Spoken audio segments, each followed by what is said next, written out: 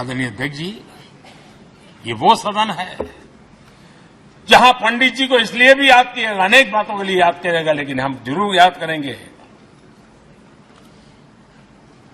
इसी सदन में पंडित नेहरू का at the stroke of midnight की गूंज हम सबको प्रेरित करती रहेगी। और इसी सदन में अटल जी ने कहा था,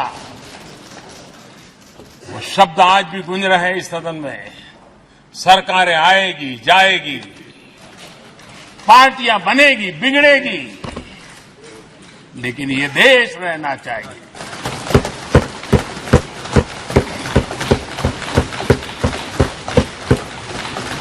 आदरणीय अध्यक्ष जी, पंडित नेहरू की जो प्रारंभिक मंत्रिपरिषद थी, बाबा साहब आम्बेडकर जी एक मंत्री के रूप में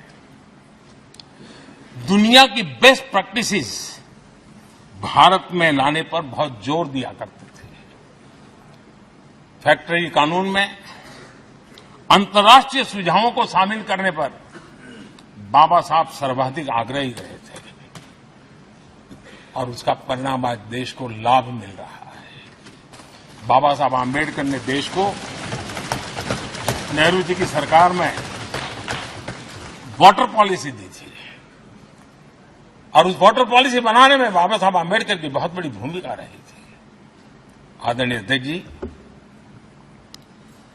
हम ये जानते हैं कि भारत में बाबा साहब आम्बेडकर एक बात हमेशा कहते थे कि भारत में सामाजिक न्याय के लिए भारत का औद्योगिकरण होना बहुत जरूरी है, क्योंकि देश के दलित पिछड़ों के पास जमीन ही नहीं है, वो क्या करेगा? औद्योगिकरण होना चाहिए। और बाबा साहब इस बात को मान करके डॉक्टर श्यामा प्रसाद मुखर्जी, जो पंडित नेहरू के मंत्री थे, उन्होंने इस देश में और पहले वाणिज्य मंत्री के रूप में और उद्योग मंत्री के रूप में उन्होंने इंडस्ट्री पॉलिसी इस देश में लाई थी। आज भी कितनी ही इंडस्ट्री पॉलिसी बने, लेकिन उसकी आत्मा वही होती है जो पहली सरकार के थी, और उनका भी बहुत बड़ा अहम योगदान रहा था। आदरणीय अध्यक्ष जी, लाल बहादुर शास्त्री जी ने 65 के युद्ध में हमारे देश के जवानों में का हौसला बुलंद करना, उनके सामर्थ्य के लिए को पूरी तरह राष्ट्र हित में झोंक देने की प्रेरणा इसी सदन में से दी थी लाल बहादुर शास्त्री का। और यहीं पर उन्होंने ग्रीन रिवॉल्यूशन के लिए एक मजबूत नींव लाल बहादुर शास्त्री जी ने रखी थी।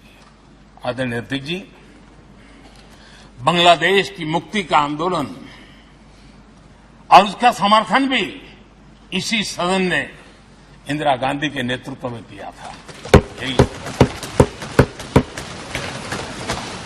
इसी सदन ने इमरजेंसी में लोकतंत्र पर होता हुआ हमला भी देखा था, और इसी सदन ने भारत के लोगों की ताकत को एहसास कराते हुए मजबूत लोकतंत्र की वापसी भी इसी सदन ने देखी थी।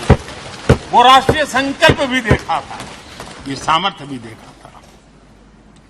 आदरणीय अध्यक्ष जी, ये सदन इस बात का हमेशा ऋणी रहेगा, क्योंकि इसी सदन में हमारे पूर्व प्रधानमंत्री चरण सिंह जी ने ग्रामीण मंत्रालय का गठन किया था, रूरल डेवलपमेंट मिनिस्ट्री। इसी सदन में मतदान की उम्र 21 से 18 करने का निर्णय हुआ था और देश की युवा पीढ़ी को इसका योगदान देने के लिए प्रेरित किया गया, उत्साहित किया गया था। हमारे देश ने गठबंधनों की सरकारें देखी, वीपी सिंह जी हो, चंद्रशेखर जी, और बाद में एक सिलसिला चला। लंबे अरसे से दिशा में देश जा रहा था, आर्थिक नीतियों के बोझ तले देश दबा हुआ था, लेकिन नरसिम्हा राव की सरकार थी जिन्होंने हिम्मत के साथ पुरानी आर्थिक नीतियों को छोड़ करके नई राह पकड़ने का फैसला किया था, जिसके आज देश को परिणाम मिलते हैं। अटल बिहारी वाजपेयी जी का सरकार भी हमने इसी सदन में देखी। सर्व शिक्षा अभियान देश में आज वो महत्वपूर्ण बन गया है। आदिवासी कार्यालय मंत्रालय अटल जी ने बनाया, नॉर्थ ईस्ट का मंत्रालय अटल जी ने बनाया, न्यूक्लियर टेस्ट भारत के सामर्थ्य का परिचायक बन गया। और इसी सदन में मनमोहन जी की सरकार कैश फॉर वोट को भी, उस कांड को भी सदन ने देखा।